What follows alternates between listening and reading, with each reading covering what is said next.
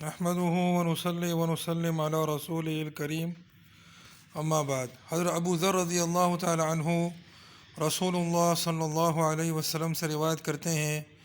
کہ آپ صلی اللہ علیہ وسلم نے ارشاد فرمایا، میں وہ چیزیں دیکھتا ہوں جو تم نہیں دیکھتے،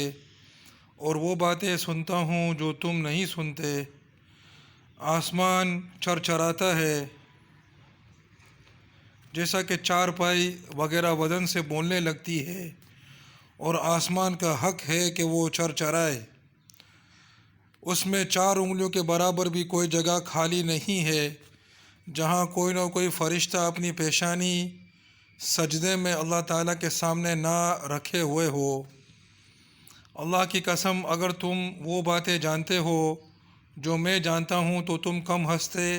اور زیادہ روتے، اور بستروں پر اپنی بیویوں سے لطف اندوز نہ ہوتے، اور اللہ تعالیٰ سے فریاد کرتے ہوئے ویرانوں میں نکل جاتے۔ کاش میں ایک درخت ہوتا جو جڑ سے کاٹ دیا جاتا۔ ترمذی۔ آسمان کے اندر اللہ رب العزت کے اتنے فرشتے ہیں کہ جیسا کہ فرشتے بھی اللہ تعالیٰ کی مخلوق ہیں، ظاہر ہے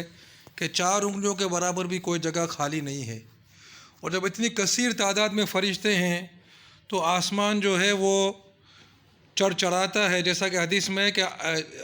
کہ اس حدیث میں فرمایا کہ آسمان کا حق ہے کہ وہ چرچرائے۔ اس میں 4 انگلیوں کے برابر بھی کوئی جگہ خالی نہیں ہے۔ تو فرشتوں کے اس جمع غفیر کی وجہ سے وہ چرچراتا ہے، اور ایک مطلب یہ بھی ہو سکتا ہے کہ اللہ تعالیٰ کے ڈر سے وہ جو ہے وہ چرچراتا ہے، جیسا کہ یہاں پر عظمت الہی کے لفظ جو ہے وہ انہوں نے بریکٹ میں لکھے ہیں، تو ان کی مراد یہ ہے کہ آسمان جو ہے وہ اللہ تعالیٰ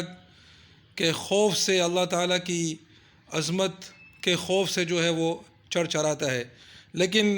حدیث کے جو الفاظ ہیں وہ اس بات پر دلالت کر رہے ہیں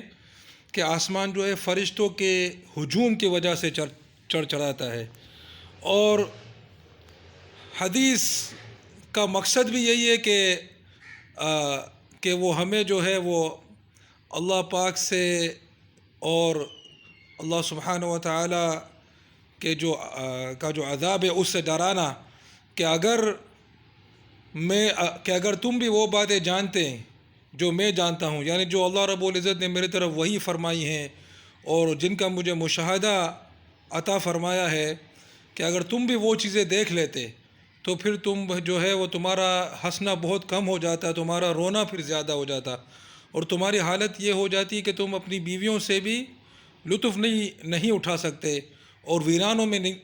نکل جاتے، اور ہمیشہ جو ہے وہ یعنی ہر وقت جو ہے وہ اللہ تعالیٰ سے فریاد کرتے رہتے۔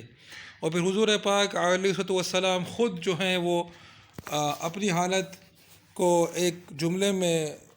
بتاتے ہیں کہ اللہ کے خوف سے میری یہ حالت ہے